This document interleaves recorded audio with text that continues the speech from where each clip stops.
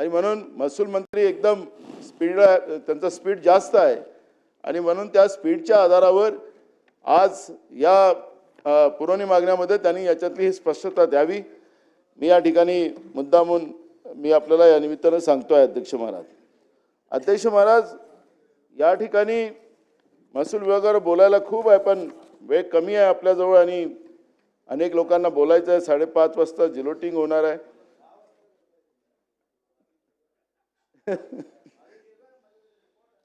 नाही करता येतं, पण मग सरकार पडतं, नाही पडत फार भाऊ।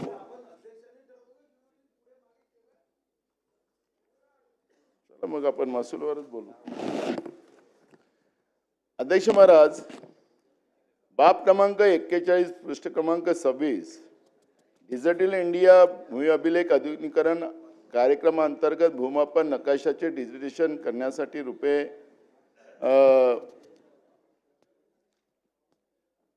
5,08,80,000 समथिंग काय आहे अध्यक्ष महाराज। अध्यक्ष महाराज, माझी आपल्याला एक विनंती आहे की या पद्धतीच्या ह्या सगळ्या गोष्टी आपण पाहतोय डिजिटलच्या नावाने, कॉम्प्युटर तुमचे तसेच पडले असतात।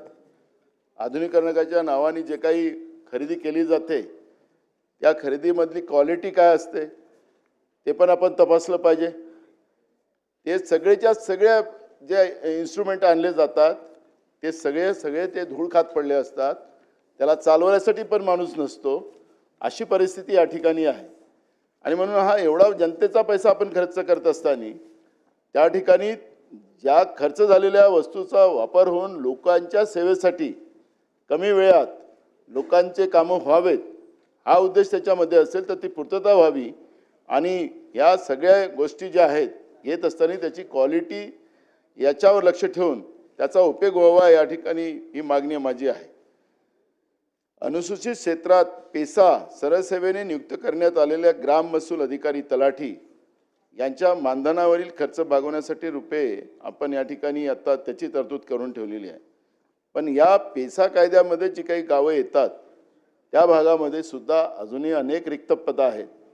ती रिक्त पदं केव्हा भरणार त्याची माहिती आपण या निमित्तानं दिली पाहिजे। या ठिकाणी विशेष करून भाडेपट्ट्याची तरतूद आपण केलेली आहे। अनेक गावात तलाठी कार्यालय आहेत आणि या तलाठी कार्यालय किरायाच्या घरात आहेत। जे कार्यालय बांधले सरकारने त्याचे पैसे दिले नाही कॉन्ट्रॅक्टरचे, तो भाग वेगळा आहे, पण जे किरायाचे तलाठी कार्यालय आहेत त्या तलाठी कार्यालयाला पगार पैसे दिले नाहीत, पगार त्याचं भाडे दिले नाहीत म्हणून ते तलाठी कार्यालयच त्यांनी काढून टाकले आपल्या घरातून। अशा पण घटना या महाराष्ट्रामध्ये होतात आणि म्हणून शेतकऱ्याशी निगडीत असलेलं तलाठी कार्यालय त्याला किराया दिला नाही म्हणून त्याला काढून घेतलं आणि तो रस्त्यावर बसत असेल तर हे महाराष्ट्रासाठी भूषणावं नाही। आणि म्हणून किराया तातडीने दिले पाहिजेत आणि जे तलाठी कार्यालय बांधलेत त्याचे पैसे तातडीनं सरकारने दिले गेले पाहिजेत। तो कॉन्ट्रॅक्टर म्हणतो की मला पैसे मिळाल्याशिवाय एग्रीमेंटप्रमाणे मी काही तलाठी कार्यालय देणार नाही, अशा पद्धतीची भूमिका अनेक ठिकाणी पाहायला मिळते आहे। त्याचप्रमाणे कृषी पशुसंवर्धन दुग्ध विकास मत्स्य व्यवसाय विभाग,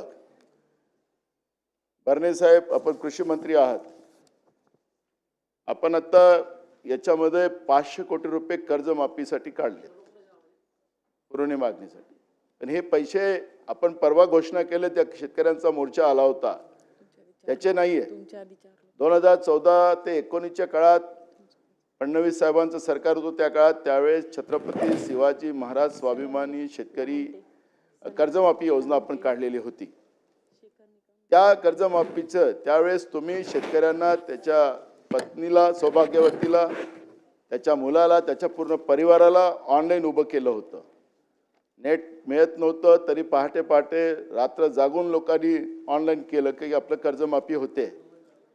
मग त्याच्यामध्ये अबकड तुम्ही केलं की आम्ही यांना कर्ज माफ करू, यांना नाही करू, म्हणजे पहिल्या ऑनलाईन करून घेतलं आणि नंतर तुम्ही त्या पद्धतीचं केलं आणि मग लोक कोर्टात गेले। कर्जमाफी म्हणजे अनेक लोकांची कर्जमाफी झाली नाही, ते कोर्टात गेले आणि कोर्टाने आदेश दिला की 5,017 कोटी रुपये हे जे बाकी आहेत त्यावेळेचे ते आपण तातडीनं त्या शेतकऱ्यांच्या कर्जमाफीमधून त्यांना कर्ज माफ करावे अशा पद्धतीच्या माननीय कोर्टाने सूचना दिल्यात आणि म्हणून त्याचे तुम्ही 500 कोटी ठेवलेत. म्हणजे 5,017 कोटी रुपये तुम्हाला द्यायचे होते ते वाले, पण त्याचे फक्त 500 कोटी दिलेत. म्हणजे तुम्ही शेतकऱ्यांची का थट्टा करता? काय कारण आहे? ते जुनेच आपण देत नाही आणि इथं आम्ही तो देतोच. आता जूनमध्ये मुख्यमंत्र्यांनी जाहीर केलं, बच्चू कडूच्या नेतृत्वात जो शेतकऱ्यांचा मोर्चा आला की 30 जूनच्या आत आम्ही काय घेऊ, हा निर्णय घेऊ. सुधीर भाऊनी दुजोरा दिला त्याला, तर निर्णय घेऊ. मग तुम्ही ते 5,017 कोटी रुपये आता का नाही प्रोव्हिजन केलेत? आणि 30 जून पर्यंत खरं तर मला तर मुख्यमंत्री सुद्धा शेतकरीच आहेत, मूळमध्ये शेती आहे, यांच्या मतदारसंघात शेती आहे, हे त्यांना दूध गीत दोता येते म्हणून सांगत होते ते मागच्या काळात. तर मला हे म्हणायचं आहे की 31 मार्चला शेतकरी थकीत होतो, मग तुम्ही 30 जूनच्या जागी 31 मार्चच्या आत कर्जमाफी का नाही केली? काय अडचण आहे? आणि म्हणून मला आपल्याला प्रश्न विचारायचा आहे. तुम्ही बोला म्हटलं ना, वेळ आहे ना, मुदत वेळ वाढवून घेऊ म्हटलं ते मुंगटीवार साहेब. 13 मिनिटं झाली. तर माझा मुद्दा एक आहे की तुम्ही कर्जमाफी जे 30 जूनचं आम्ही करू असं सांगितलं, ती 31 मार्चमध्ये करणार का? आणि जे 5,017 कोटी रुपये जे माननीय कोर्टाने ते जुने द्यायला सांगितलेले आहेत, त्याचे 500 कोटीची प्रोव्हिजन आपण आता केली. ती 5,017 कोटी रुपये आता याच्यामध्ये तुम्ही जाहीर करणार का? त्याचं उत्तर आपल्याला या ठिकाणी द्यावं लागणार आहे. शेतकऱ्यांची परिस्थिती फार अजून वाईट आहे. तुमच्या सरकारमध्ये शेतकऱ्यांच्या बद्दलचा का राग आहे हे कळायलाच कारण नाही. आजही सकाळच्या प्रश्नामध्ये शेतकऱ्यांच्या पीक घेण्याच्या बाबतचं जे धोरण केंद्र सरकारचं आहे आणि आपण राज्य सरकार त्यांच्या माध्यमातून खरेदी करतो आणि ते आपण आपल्या एजन्सी त्या ठिकाणी, मग मार्केटिंग फेडरेशन असेल, आदिवासी TDC वाला जो भाग असेल, किंवा आपण वेगळ्या एजन्सी, केंद्र सरकारच्या एजन्सीच्या माध्यमातून खरेदी करतो. आता सप्टेंबरमध्ये खरेदी व्हायला पाहिजे, मिनिमम ऑक्टोबरमध्ये तरी खरेदी व्हायला पाहिजे, दिवाळीच्या पहिले खरेदी सुरू व्हायला पाहिजे. अजून तुमचं शेतकऱ्यांची नोंदणीच चालू आहे. आता हे नोंदणी करून तुम्ही शेतकऱ्याजवळ काय दिवाळी साजरी करावी नाही? शेतकऱ्यांनी आपल्या मुलाला गोडधोड चालवू नये, आपल्या मुलाबाळाला कपडे नवीन शिवून देऊ नये, आणि त्या काळात आपण खरेदी का करत नाही? केंद्र सरकारचे आदेश आहेत, केंद्र सरकारच्या धोरणाप्रमाणे आपण खरेदी करतात. मग तुम्ही वेळेवर आपलं शेतकऱ्यांची पिकं खरेदी करण्याच्या बाबतचं धोरण का स्वीकारत नाही? आणि यावर्षी ओला दुष्काळ पडलेला आहे आणि ओला दुष्काळामध्ये कधी नव्हे संपूर्ण महाराष्ट्रात, पहिले तर दुष्काळ पडत होते महाराष्ट्रात, पण यावेळेस जर दुष्काळ पडला, महाराष्ट्रातला कुठलाही भाग सुटलेला नाही आणि आज संपूर्ण महाराष्ट्रामध्ये ओला दुष्काळामध्ये परिस्थिती खराब आहे. शेतकऱ्यांचं जगणं आता मुश्किल झालेलं आहे. रोज महाराष्ट्रामध्ये 8 शेतकरी आत्महत्या करताय रोज. आज अधिवेशन चालू आहे आपलं, आज रोज आपण पेपरला बातम्या वाचल्या, कुठले ना कुठले शेतकरी रोज आत्महत्या करताना आपण पाहतोय. महागाईमुळे लोकांचा तो वेगळा झाला, घरूनही आता आत्महत्या करतात आहेत, बेरोजगार आत्महत्या करतात, तो भाग वेगळाच आहे. पण अन्नदाता आत्महत्या करतोय, हे सरकारला झोप कशी लागते हा प्रश्न माझ्यासमोर आहे. आणि म्हणून आपण कर्जमाफीच्या बद्दलची पण भूमिका या ठिकाणी स्पष्टतेने मांडावी, ही या ठिकाणी मी आपल्याला विनंती करतो. या ठिकाणी आणि शेतकऱ्यांच्या हे जे पिकं घेण्याच्या बाबतचं, मग धान असेल, कापूस असेल, सोयाबीन असेल, हे जेवढे आपण समर्थन मूल्याचे केंद्र आपण खरेदी करतो, कांदा असेल, हे सगळेच्या सगळं पिकं घेण्याची जी त्यांचे पिकं आपण त्याला समर्थन मूल्य देण्याचा जो हमी आपण दिलेली आहे, ती त्या वेळेत आपण दरवर्षी करू. शेतकऱ्याला मोर्चा काढायला गरज पडला नाही पाहिजे. आणि मला तर KYC करायची गरज काय? शेतकरी काय चोर आहे, डाकू आहे की त्याला तू जिथपर्यंत तुझं रजिस्ट्रेशन होणार नाही तिथपर्यंत आम्ही तुझं शेतीचा माल घेणार नाही? बाकीच्या सगळ्या लोकांना बरोबर देताय, सगळ्या शासकीय जमिनी तुम्ही त्याला लुटून देता त्या बाकी लोकांना. मग तुम्ही शेतकऱ्याचं पिकं घेण्यासाठी, तो शेतकरी आहे, सातबाऱ्यावर त्याचं नाव आहे, सातबारा त्यांनी द्यायचा त्या ठिकाणी आणि मग त्याचा माल घ्यावा. पण त्यांनी तुम्ही त्याची KYC केल्याशिवाय, त्याचं रजिस्ट्रेशन झाल्याशिवाय, ऑनलाईन रजिस्ट्रेशन झाल्याशिवाय आम्ही त्याचं पीक घेणार नाही. म्हणजे तुमचा शेतकऱ्याच्या बद्दलचा अविश्वास हाच त्याचा घात करण्याचं कारण राहतं. आणि म्हणून एकीकडे दुष्काळाचं सावट, एकीकडे सुलतानी संकट, एकीकडे आसमानी संकट, आणि या संकटामध्ये रोज शेतकरी आत्महत्या करताय. आणि म्हणून शेतकऱ्यांच्या दृष्टिकोनातली पावलं आपण उचलली पाहिजेत आणि त्या पद्धतीचं आपण न्याय दिला पाहिजे अशी मागणी मी या ठिकाणी करतोय अध्यक्ष महाराज. दुसरं या ठिकाणी पशुसंवर्धनामध्ये तर आता खरं तर शेतीला जोड उद्योग म्हणून आपण राज्यामध्ये त्या पद्धतीचं एक मोठं अभियान केलं आहे. आपल्यापेक्षा गुजरात पुढे जात आहे दुधामध्ये. महाराष्ट्र रोज मागे येतं. जे शेतकरी दूध पिकवतात, दूध उत्पादन करतात, त्या शेतकऱ्याचं दूध घ्यायला सुद्धा सरकार तयार नाही. सरकार नाही, सगळे आता खाजगी लोकांच्या दावणीला आता शेतकऱ्याला बांधलं. त्याला रोज खाजगी लोक लुटतात आहेत. हे खऱ्या अर्थानं दुर्भाग्य आहे. आणि ते मंत्री इथं नाही आहेत. तुमच्याकडेच आहे वाटतं खातं. तर चारा तुमच्याकडे ना गाई तिकडे आहे. तर खरं तर आज व्हेटरनरी डॉक्टर नाही, तिथला स्टाफ नाही. मग शेतकऱ्यांच्या किमती जनावर जेव्हा दुधारू जानवर त्या ठिकाणी मारले जातात, त्याला इलाज होत नाही, तर त्याला काय कोणी वाली राहिलाच नाही शेतकऱ्याचा.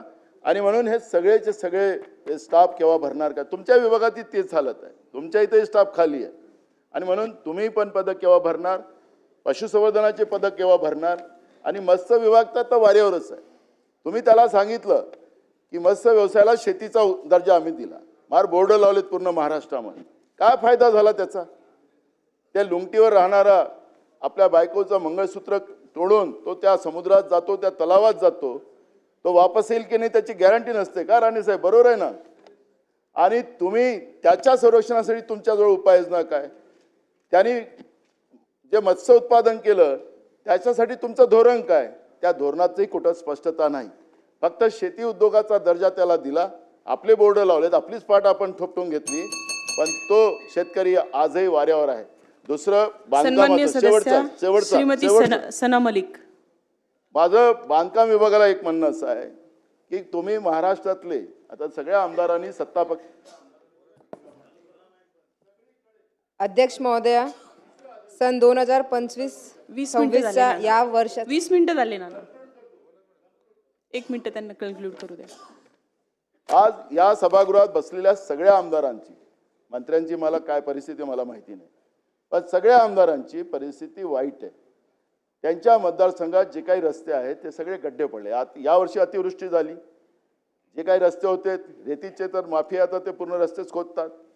जळवाहनाने पूर्ण रस्ते गायब झालेले आहेत. आता तुम्ही काही पुस्तकात कामं दिलीत, पैसे किती आहे काय मला माहिती नाही, म्हणून मगाशी जयंत पाटील म्हणलं की 2 लाख कोटीचं अजून खर्च घ्या.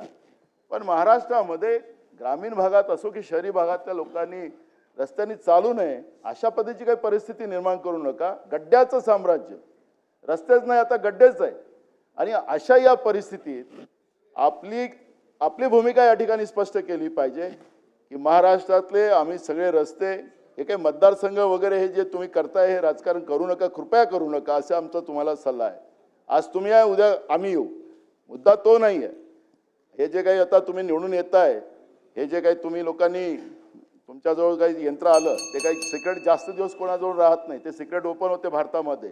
आणि म्हणून हा तर बरोबर आहे, तुम्हाला आम्ही सांगितलं, जाहीरपणे सांगतो, हे सिक्रेट आम्हाला पण भेटणार, ते तुम्ही काळजी करू नका.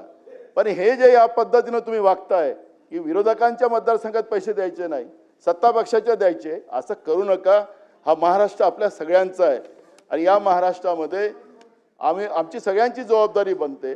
आणि म्हणून आम्ही सगळ्यांच्या मतदारसंघामध्ये पैसे देऊ आणि तिथला सगळ्यांचा सर्वे करा. तुमचं डिपार्टमेंट आहे, तुमच्या डिपार्टमेंटमध्ये पदं खाली आहेत, ती केव्हा भरणार त्याची